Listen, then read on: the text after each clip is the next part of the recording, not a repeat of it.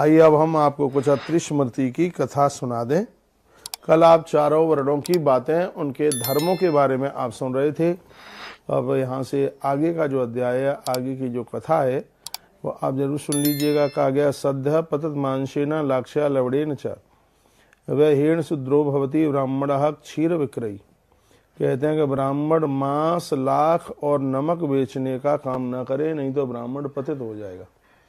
यदि उसके पास परचून की भी दुकान है, ब्राह्मण के लिए शराब बेचना, मांस बेचना और नॉन नमक बेचना अति दुखदाई है।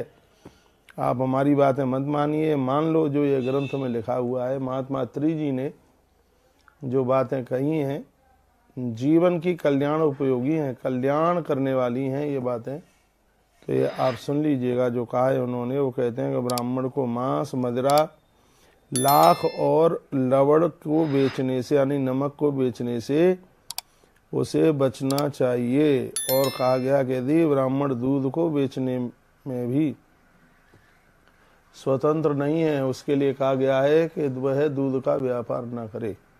ब्राह्मण को दूध बेचना भी मना कर दिया गया।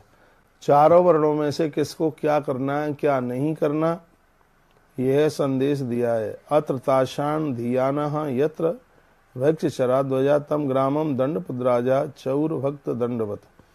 कहते हैं व्रत और अध्ययन से शून्य ब्राह्मण जिस गांव में भिक्षा मांगकर जीवन धारण करता है, इसमें तो अब ऐसी ऐसी बातें लिखी गई हैं कि उसकी स्थिति क्या हो जाती है।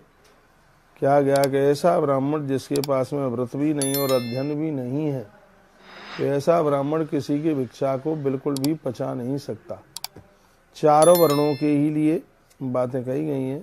फिर क्षत्रियों के लिए भी कहा गया, वैश्यों के लिए भी कहा गया, जो वस्तु में मिलावट करते हैं, तराजू से तौल करके कम देते हैं, उनकी क्या स्थिति होती है। ये बहुत विस्तार पूर्वक महात्मा अत्रि जी ने हमारे और आपके लिए सब बातें निवेदित की, जिससे हम ठीक से जीवन जी सकें। चारों वर्णों को चाहिए अभक्ष वस्तु का त्याग करे, श्रेष्ठ कर्मों में बिल्कुल लग जाए, महापुरुषों का संग करे। यह महात्मा अत्रि जी बताते, कहते हैं शुद्ध आचरण तो सबके लिए जरूरी है। अग्निहोत्रम तपः सत्यम वेदानाम चैव पालनम आतिथ्यम वैश्वदेवस्य इष्टमित्य में धीयते। अग्निहोत्र नित्य करना, तप व्रत करना, सत्य में लगे रहना, वेद की आज्ञा का पालन करना, अतिथियों का सत्कार करना, चींटियों के लिए, कौवा कबूतर के लिए अन्न डालना, इनको इष्ट कर्म कहते हैं। ये चारों वर्णों को करना चाहिए। बावड़ी, कूप, तालाब इत्यादि जलाशयों का बनवाना, देवताओं के मंदिर की प्रतिष्ठा कराना। कोई यदि मंदिर बनाता है तो बड़ा बड़भागी है, इतना बड़ा पुण्य है मंदिर बनाने का।